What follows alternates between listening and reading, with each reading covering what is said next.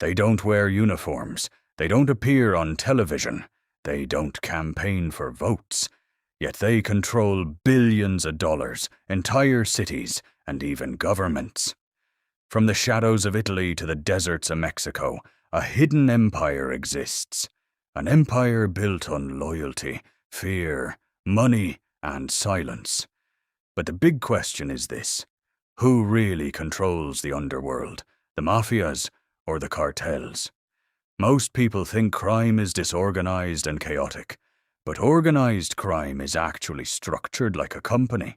There is a boss, there are managers, there are soldiers, and there are spies. Everyone has a role, and everyone must obey orders. In this world, loyalty is everything, and betrayal can cost your life. The Mafia started many years ago in Sicily, Italy, at a time when the government was weak and people needed protection. Small groups formed to protect families and businesses, but slowly protection turned into control. Control turned into power, and power turned into an empire. The Mafia became known for secrecy and loyalty. They called themselves families, but they were also businesses.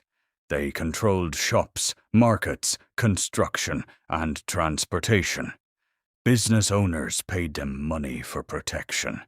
If you refused to pay, something bad could happen. Maybe your shop would burn, maybe your goods would disappear, or maybe you would receive a warning you could not ignore. The Mafia did not always use violence first. They used relationships, influence, and connections. They entered politics, banks, and big companies. They became powerful without many people noticing. They ruled from the shadows. But while the Mafia was growing quietly in Europe and America, another powerful criminal organization was rising in Latin America. These were the cartels. Unlike the Mafia, cartels were not built mainly on family names. They were built on business, especially the drug business. In the 1970s and 1980s, the demand for drugs, especially cocaine, became very high.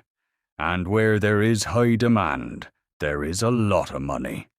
Cartels controlled the farms where drugs were produced. They controlled the factories where drugs were processed. They controlled the trucks, ships, and planes used for transportation. They controlled the borders and the distribution networks. They controlled everything from production to delivery. Some cartels became richer than many companies. They had private armies with powerful weapons. They had informants inside police departments and governments. They had money everywhere, and they were ready to fight anyone who tried to stop them. Cartels were known for violence and territorial wars. Cartel fought cartel for routes and territories. Cartel fought governments and police forces. Entire cities sometimes became war zones, all because of roots, drugs, and money. But behind the money and power, there is another story. A story of fear, broken families, and lost lives. Communities living in fear. Children growing up surrounded by violence. Parents losing their sons to crime and war.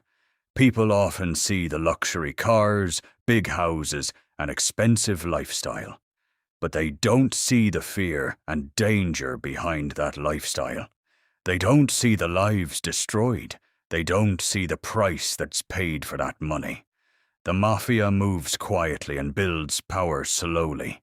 The cartels move aggressively and take power by force. Different methods, but the same goal. Control. Control of money, control of territory, control of people, control of fear. So who is more powerful, the mafias or the cartels? The truth is, power in the underworld does not belong to just one group.